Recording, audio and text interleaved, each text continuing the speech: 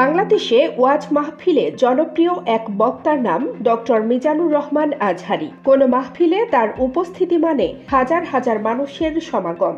বলা হয়ে থাকে প্রয়াত আল্লামা দেলোয়ার হোসেন সাঈদীর পর সবচেয়ে জনপ্রিয় ইসলামী বক্তা মিজানুর রহমান আজহারী। কিন্তু বিগত আওয়ামী লীগ সরকারের সময় দেশ ছাড়তে হয়েছিল তাকে। এই সময়টাই তিনি পড়াশোনা করেছেন মালয়েশিয়ায়। শেখ হাসিনার পতনের পর অনেক কিছু পাল্টে গেছে, তাই আবার ওয়াজ মাহফিলে ফিরছেন আজহারী।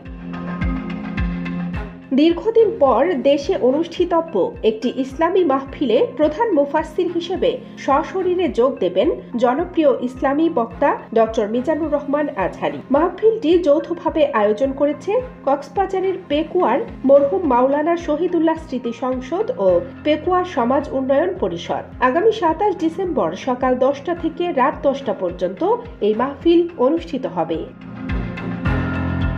পেকুয়ার বৃহত্তর সাবেক গুলদি তাফসির ময়দানে ওই মাহফিলে প্রধান বক্তা হিসেবে উপস্থিত থাকার কথা রয়েছে মিজানুর রহমান আজহারীর। এছাড়া আলোচনায় অংশ নেবেন আলোচিত বক্তা শায়খ মুফতি কাজী ইব্রাহিম, মাওলানা আব্দুল্লাহ আল আমিন, শায়খ মুফতি জসিমউদ্দিন রহমানী, আল্লামা কামরুল ইসলাম সাঈদ আনসারী, হাফেজ মুফতি আমির হামজা এবং কুষ্টিয়ার মাওলানা সাদিকুর রহমান আজহারী।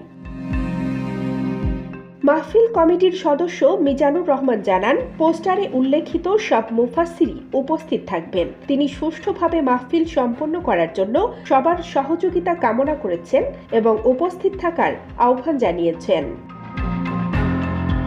এদিকে মুফতি আমির হামজা ফেসবুক পেজে পোস্ট করে জানিয়েছেন তিনি এই মাহফিলে যোগ দিচ্ছেন না। শনিবার এক স্ট্যাটাসে তিনি বলেন, কক্সবাজারের উক্ত মাহফিলটির সাফল্য কামনা করি, তবে সেখানে উপস্থিত থাকতে পারবো না। ২৭ ডিসেম্বর দুপুরে চুয়াডাঙ্গার বিষ্ণুপুর এবং রাতে কুষ্টিয়ার পাটিকাবাড়ির মাহফিলে অংশগ্রহণ করব।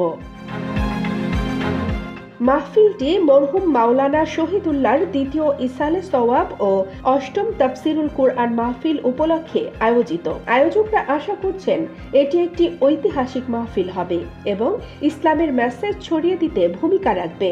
আর মিজানুর রহমান আজহারী থাকবেন বলে এরই মধ্যে মাহফিলে ভিন্ন মাত্রা যোগ হয়েছে। কানিস ফাতেমা নিপা, খবর সংযোগ।